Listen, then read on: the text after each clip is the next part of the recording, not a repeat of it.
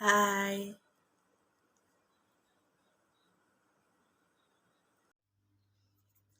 Assalamualaikum warahmatullahi wabarakatuh. Murid-murid yang Ustazah kasih sekalian. Apa khabar semua? Ustazah harap semua sihat ya. Okay, hari ini Ustazah ingin kita ulang kaji tajuk solat berjemaah. Ya, kita telah belajar sebelum ni. Ya, jadi Ustazah tak buat Google Meet hari ni ya. Okey, awak tengok balik. Kita telah belajar ya. Muka surat 110. Buka buku teks, muka surat 110. Okey, murid. Ni ya, solat berjemaah membentuk kekuatan ummah. Okey, tengok murid. Okey, awak boleh lihat perbezaan solat seorang diri dan berjemaah. Nanti Ustazah akan ulas apa kelebihan dalam jika kita amalkan dalam hidup kita setiap hari. Okey. Jika murid tidak tahu, kita tak tahu apa pahala yang dapat kalau kita solat berjemaah ya. Murid dalam gambar tu dia tak tahu apa pahala yang dapat. Dia bersolat seorang diri. Kawan dia tanya, "Kenapa awak solat sendiri dan tidak berjemaah?" Saya hendak cepat. Lagipun sama je solat bersendiri atau berjemaah. Itu kalau kita lihat mata kasar kita sama ya. Tapi sebenarnya Allah telah memberikan pahala. Ya, kawan dia jawab, tak sama. Jika solat berjemaah, kita akan mendapat 27 kali ganda pahala berbanding solat bersendiri. Okey, murid-murid, sebelum kita teruskan pelajaran, jom kita baca doa sebelum belajar. Okey, bismillahirrahmanirrahim. Allahumma aftah alaina hikmataka wanshur alaina min khazaini rahmatika ya arhamar rahimin. Amin.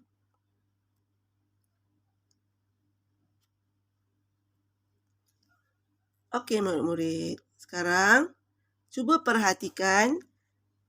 Okey. Solat berjemaah membentuk kekuatan ummah. Apakah yang boleh kita simpulkan? Solat berjemaah ni bagaimana boleh bentuk kekuatan ummah ya? Jom kita teruskan. Sebelum tu Ustazah harap awak semua dapat di akhir pelajaran nanti awak dapat menyatakan maksud solat berjemaah ya. Niat solat berjemaah, hukumnya dengan baik dan tepat. Ya, seterusnya yang kedua, Ustazah harap awak dapat terangkan kelebihan dan kepentingan solat berjemaah dengan betul. Yang ketiga, menjelaskan syarat sah solat berjemaah dengan betul. Yang keempat, tunjuk cara solat berjemaah dengan cara yang betul. Ini ada banyak sebenarnya ya solat berjemaah ni. Ustazah akan sentuh sikit-sikit je. Yang kita belum ulas panjang lebar, Ustazah akan ulaskan panjang sikit ya. Okey, yang awal ni Ustazah dah pernah cerita. Kita tengok maksud solat berjemaah. Okey. Solat berjemaah ialah solat yang dilakukan lebih dilakukan lebih daripada seorang atau secara beramai-ramai dengan diketuai seorang imam. Okay, itu muka surat 111 ya. Itu maksud solat berjemaah ya. Kalau solat seorang diri itu bukan solat berjemaah ya. Kalau awak ajak adik awak seorang diri, kira ada 2 orang yang berjemaah, itu pun dah ada kira berjemaah. Okay, niatnya pun tak sama dengan solat seorang diri ya. Nanti kita akan tengok bagaimana niat solat berjemaah. Ini dia ya. Kalau awak jadi imam, kena hafal lah, tambah sikit perkataan. Ya, imaman. Ya. Usalli farda subhi rak'ataini adaan imaman lillahi ta'ala. Sahaja aku solat fardu subuh 2 rakaat tunai sebagai imam kerana Allah Ta'ala. Okey, makmum pula macam mana? Tambah juga perkataan makmuman dekat belakang. Okey. Usalli farda subhi rak'ataini adaan makmuman lillahi ta'ala. Ya, sahaja aku solat fardu subuh 2 rakaat tunai sebagai makmum kerana Allah Ta'ala. Murid-murid, apa hukum solat berjemaah ni? Hukumnya fardu kifayah bagi solat fardu. Solat 5 waktu ni yang ditunaikan secara berjemaah di masjid adalah hukumnya adalah fardu kifayah. Ingat tak apa maksud fardu kifayah? Mesti ada satu kumpulan yang mendirikan solat berjemaah di dalam satu kampung itu. Jika satu orang pun tidak solat berjemaah dalam satu kampung, dianggap satu kampung berdosa. Ya? Kalau awak tengok waktu subuh, tak ada seorang pun solat berjemaah kat masjid. Tapi ada juga yang solat berjemaah di rumah. Kita tak nampak ya. Ada je yang solat berjemaah di rumah. InsyaAllah mesti ada yang solat berjemaah. Kalau satu kampung tu, setiap rumah pun tak ada solat berjemaah, hanya Allah sahaja yang nampak ya. Kita tak nampak kan orang solat sebelah rumah solat berjemaah. Kita tak nampak. Tapi sebaik-baiknya masjid itulah petunjuk ada solat berjemaah ke tak ada. Kalau kita tengok, memadailah Pak Imam dan Pak Bilal. 2 orang ni cukup dah untuk mewakili satu kampung solat berjemaah. Itulah maksudnya fardu kifayah. Kalau 2 orang ni dah buat, satu kampung tak berdosa. Kalau 2 orang pun tak ada solat berjemaah dalam kampung, satu kampung berdosa. Itu maksud fardu kifayah. Okey, fardu ain bagi solat Jumaat. Jumaat kenalah wajib. Ya, itu namanya fardu ain. Wajib, tak buat berdosa. Ya, seorang yang berumur, yang telah baligh lah ya. Seorang lelaki yang telah baligh, yang telah datang balighnya lah maksudnya. Bukan kanak-kanak ya. Solat Jumaat ni hanya sah bagi orang yang telah mumayyiz. Kanak-kanak tak dikira. Mereka yang mumayyiz ialah seperti yang telah baligh. Ya. Balik lelaki dah pecah suara ya, pernah keluar air mani, itulah yang wajib, golongan yang wajib dah. Siapa yang dah pernah keluar air mani, suara pun dah pecah, itu atasnya adalah wajib. Wajib atasnya solat Jumaat. Ya. Bukan saja kata kalau awak belum keluar air mani, belum pecah suara tak wajib solat. Tak juga, awak kena berlatih. Ya. Kalau pergi sekolah, tiba-tiba kawan-kawan semua ajak solat Jumaat ramai-ramai, walaupun belum balik, pergi je lah kita berlatih. Kita belajar solat berjemaah dan solat Jumaat. Okey? Nanti dah balik, senanglah ya. Tak adalah baru nak belajar semua. Okey, seterusnya, tengok muka surat 112. Apa kelebihan solat berjemaah? Ya, kita tengok gambar ni. Tahun 2021, suasana yang amat menyedihkan. Tengok gambar tu. Ya. Disebabkan COVID-19, tak dapat kita solat merapatkan bahu. Ni sungguh menyedihkan ya. Apa maksudnya di sebalik musibah ni ya? Sama-samalah kita renungkan. Okay, Ustazah tengok, mahu awak semua lihat ya. Apa kelebihan solat berjemaah? Okey, pertama, menambah khusyuk dalam solat. Ya, kalau kita solat berjemaah, tambah-tambah imam pula suara sedap, merdu. Masya Allah, lagi khusyuk ya. Kedua, beroleh pahala 27 kali ganda. Pahala yang saya sebut tadi. Ketiga, dicintai oleh Allah dan Rasulullah. Keempat, mengukuhkan ukhuwah sesama umat Islam. Kelima, mendapat keberkatan di dunia dan di akhirat. Ya, banyak malaikat mendoakan kita ya. Seluruh isi bumi mendoakan orang yang solat berjemaah ni. Banyak kelebihannya. Okey. Okey, murid-murid, tengok muka surat 113. Syarat-syarat sah solat berjemaah. Okey. Pertama, perbuatan zahir imam dan makmum sama. Kenalah solat tu, maksud Ustazah.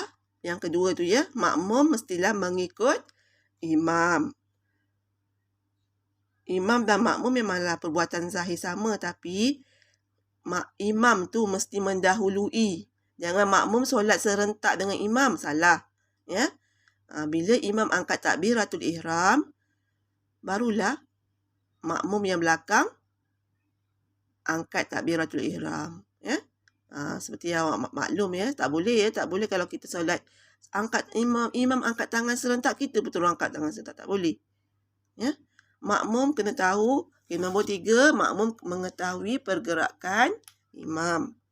Kalau kita perempuan nak solat dekat bahagian muslimat, ya, ada disediakan tempat untuk solat perempuan. Walaupun ada langsir yang tutup, awak kena tahu, ya, dah rakaat ke berapa. Itu syarat-syarat sah. Kalau awak tak yakin imam dah rakaat kedua ke, awak kenalah intai sikit tengok. Jangan terus solat. Tengok dulu, pastikan, imam dah masuk rakaat ketiga. Okey. Kita kena pastikan situasi imam. Tengok tak salah perempuan nak intai kat langsir tu. Tengok. Rakaat ketiga. Ya? Sebab kita wajib tahu pergerakan imam. Okey. Kalau tak tahu, payah tu ya, nak solat ikut imam. Okey, nombor 4. Makmum dan imam berhimpun dalam satu tempat tanpa berpisah. Dalam satu masjid, janganlah imam kat masjid, makmum tengok TV kat rumah. Boleh ke ikut imam macam tu? Siapa pernah buat? Ya. Ini semua pelajaran. Kalau tak tahu, kita belajar. Keempat. Okey, yang kelima. Makmum tidak bertertinggal daripada mengikut pergerakan imam sebanyak 2 rukun tanpa keuzuran atau 3 rukun panjang yang dengan keuzuran. Apa maksudnya? Apabila imam telah angkat takbiratul ihram, itu satu rukun. Apabila imam rukuk, rukun kedua. Imam iktidal, rukun ketiga. Sebaik-baiknya 2 rukun tu, ya. Sebelum imam angkat kepala daripada rukuk, awak sempat ikut imam rukuk. Itu maksudnya, ya. Kalau awak tak sempat nak ikut imam rukuk, awak dianggap tidak mengikut imam. Tapi kalau awak dalam keadaan uzur, tak sihat, ya. Itu kita boleh tengok, boleh dibenarkan mengikut pergerakan imam sebanyak 3 rukun panjang.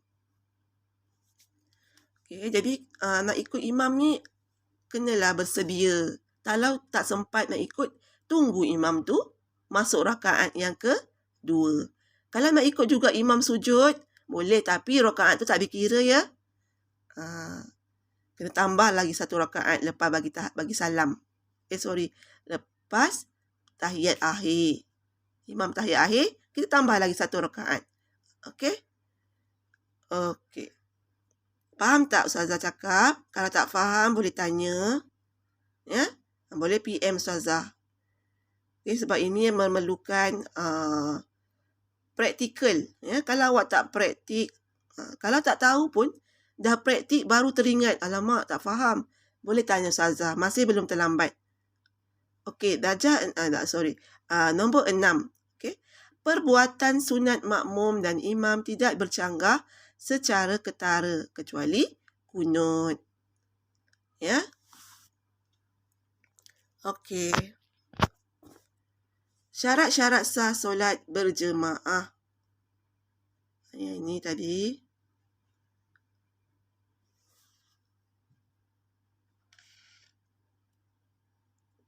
Ini syarat-syarat sah solat berjemaah. Ini adalah penerangan. Yang nombor 7, maafkan saya. Nombor 7, makmum berniat mengikut imam. Kena niat mengikut imam ya. Baru dapat pahalanya. Nombor 8, makmum yakin solat imam sah. Kalau imam baca tak betul, solat membaca surah Fatihah tak betul tajwidnya, tu mungkin menyebabkan sedikit sebanyak menyebabkan solat kita tak berapa sempurna. Ya, kenalah yakin imam yang menjadi imam. Ya, kalau awak tengok kawan-kawan yang menjadi imam tu ada yang kurang menjaga adab, kurang menjaga kebersihan, ya. Pakaiannya penuh dengan, lepas main bola terus main kotor kan. Jadi kita kena tengok, pilih imam yang betul. Nampak pakcik yang tua sikit, pakaiannya bersih, panggil pakcik tu jadi imam. Pilih imam kita, ya. Jangan main sesuka hati je tarik imam. Kau je lah imam, tak boleh, ya. Imam kenalah orang yang bersih bajunya, bacaan yang betul, tajwidnya. Itulah yang layak jadi imam. Okey. Nombor 9, solat imam bukan dalam kategori solat yang wajib diulang. Ya. Okey, nombor 10, martabat imam dari sudut jantina tidak kurang daripada makmum. Imam mestilah seorang lelaki. Tak bolehlah nak suruh mak jadi imam. Maafkan saya. Kalau mak tu boleh jadi imam, ialah kalau awak masih kanak-kanak. Awak boleh jadi imam. Tapi kalau awak dah balik, awaklah jadi imam, ya. Sebab awak lelaki. Mak kita tu yang membimbing kita. Tapi bila dah sampai masanya, awak dah layak jadi imam, awak jadilah imam pada mak awak. Ya. Sebaik-baiknya, imam tu adalah seorang lelaki yang baligh. Ya, adik lelaki awak, kalau awak dah balik, awaklah yang layak jadi imam. Adik belum balik lagi. Ya. Okey. 11, imam tidak ummi, sedangkan makmum pula baik bacaannya. Ini yang saya sebut tadi lah, ya. Ummi tu maksudnya bacaan yang bagus dalam Al-Quran. Maksud saya, yang tidak ummi. Orang yang tidak fasih bacaannya tak bolehlah jadi imam, ya. Ke-12, imam yang diikuti tidak mengikut imam lain. Macam tu pula double imam. Tak boleh lah, ya. Okey. Tengok muka surat 114. Tata cara kedudukan solat berjemaah. Ini saya ada sebut dalam kelas kan. Lelaki di mana kedudukannya. Ya. Kalau ada lelaki dan makmum lelaki, sejadahnya macam tu. Macam dalam gambar. Bersebelahan. Jarak belakang sikit makmumnya. Okay, kalau imamnya lelaki, imamnya dan makmumnya seorang perempuan, imamnya lelaki, makmumnya seorang perempuan, kedudukan sejadahnya macam tu, macam dalam gambar. Okey, macam manakala perempuan macam ni, ya. Okey, murid. Okey, seterusnya tengok kedudukan lelaki dan makmum lelaki yang ramai. Macam tu kedudukannya. Kalau ramai, kenalah duduk belakang pula, ya. Masa solat Jumaat kat masjid kan. Okay, gambar yang seterusnya, macam tu kedudukannya kalau ada dua orang jemaah lelaki di hadapan, jemaah perempuan di belakang. Bagaimana pula kalau ada kanak-kanak? Gambar terakhir itu menunjukkan kanak-kanak lelaki berada di depan perempuan. Ya. Kalau kanak-kanak perempuan di belakang makmum perempuan. Okey? Okey, macam tu kedudukannya. Seterusnya, inilah saya nak terangkan panjang sikit. Makmum masbuk dan makmum muafiq. Apakah yang dimaksudkan dengan makmum muafiq? Okey, saya nak awak dah tuliskan dulu dalam buku. Saya dah pernah suruh tulis. Siapa yang belum tulis, kena tulis, ya. Pengertian makmum muafiq. Makmum yang sempat berdiri betul bersama-sama dengan imam untuk tempoh bacaan Al-Fatihah dengan sempurnanya. Ini ialah makmum muafiq. Ya, dia sempat bersama-sama imam. Imam belum rukuk lagi, dia dah amin. Sama-samalah bacaan sama daripada awal Imam baca surah Al-Fatihah, bismillah, a'udzubillah, bismillah, sampai amin, makmum pun ada. Itu namanya makmum muafiq. Ya. Kalau ada makmum yang muafiq tapi tak sempat sempurnakan bacaan Al-Fatihah, apa yang perlu dilakukan? Baca tu. Jika makmum tidak sempat menyempurnakan bacaan Al-Fatihah disebabkan halangan tertentu seperti bacaan makmum terlalu lambat, ada ya imam terlalu cepat bacaannya. Makmum tidak boleh rukuk bersama dengan imam. Makmum hendaklah menyempurnakan bacaan terlebih dahulu sebelum rukuk. Namun, jika makmum terlalu lambat sehingga imam sudah berdiri semula, untuk rakaat seterusnya, makmum hendaklah terus menyempurnakan bacaan Al-Fatihah. Walau bagaimanapun, rakaat tersebut masih dikira sebagai rakaat pertama baginya. Dengan syarat dia adalah makmum yang muafiq. Ya, rakaat itu tetap diterimalah. Tapi sebaik-baiknya jangan terlalu lambat bacaan awak ya. Kita nak solat yang sempurna kan. Jadi kita kenalah pastikan solat kita tu taklah terlalu lambat sangat mengikut imam. Tengok seterusnya.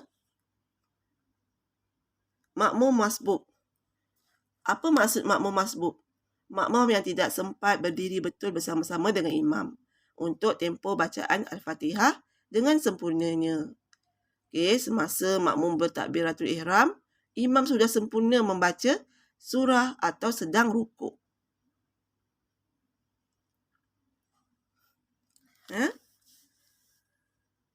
Faham maksud Ustazah? Semasa makmum bertakbiratul ihram, imam sudah sempurna membaca surah atau sedang rukuk. Maksudnya awak datang lambat lah ya. Imam dah start solat tu, awak baru siap ambil wuduk. Awak baru datang, imam dah rukuk. Awak baru nak takbiratul ihram kan. Itu namanya imam masbuk. Dia tak sempat bersama imam membaca surah Al-Fatihah. Apa yang perlu dilakukan oleh makmum masbuk ni? Kita tengok. Makmum terus bertakbir sambil berniat, berdiri sekejap, teruslah rukuk bersama dengan imam. Masbuk maksudnya dia sempat lagi mengikut imam sebelum imam pergi ke rukun yang ketiga. Itu syarat-syarat solat jemaah, sempat bersama dua rukun kan. Walaupun tak sempat baca Fatihah, terus rukuk, baca bismillah, angkat takbiratul ihram, berdiri sekejap, baca bismillah, terus rukuk. Imam pun masa tu kenalah tunggu sikit, tunggu ya. Kalau nampak ada makmum datang, awak tengah baca rukuk kan, baru start rukuk, lamakan sikit rukuk tu. Tu imam. Peranan imam kena tunggu makmum tu sempat rukuk sama-sama. Barulah dapatlah ikut rakaat yang pertama. Dikira rakaat itu sebagai rakaat pertama bagi makmum masbuk. Ya, imam kena memainkan peranan. Janganlah yang makmum baru sampai imam pun terus bangun. Tak nak bagi chance langsung. Ya. Itu maksudnya imam kenalah bagi chance sikit. Tunggu sekejap, tunggu sampai makmum sempat ikut rukuk sama ya. Jangan angkat kepala lagi, jangan iktidal lagi. Rukuk sampai sampai makmum tu rukuk sama-sama dengan awak. Tu ya, ingat dengar imam-imam semua. Ingat tu ya. Jika makmum sempat rukuk serta tamakninah bersama dengan imam, makmum memperoleh rakaat tersebut. Betul saya cakap tadi ya. Imam kenalah tunggu kejap. Lamakan sikit rukuk tu. Bacaan Al-Fatihah makmum dianggap selesai dengan bacaan imam. Imam dah cover dah bacaan Fatihah yang tak sempat baca tu. Baca bismillah cukup dah. Tak payah baca sampai waladdallin ya. Tu kelebihan ikut imam. Imam dah cover dah awal sampai akhir ya. Jika makmum tidak sempat melakukannya, makmum tidak memperolehi rakaat tersebut. Kalau tak sempat, imam dah iktidal, tak sempat lah nak ikut rakaat tu. Kalau dia nak ikut juga, rakaat tu tak dikira lah ya. Ditunggu rakaat yang kedua. Macam tu. Okey, Ustazah rasa sampai situ saja. Awak faham tak? Kalau tak faham, boleh tanya Ustazah ya. Kita akan buat soal jawab nanti. Okay?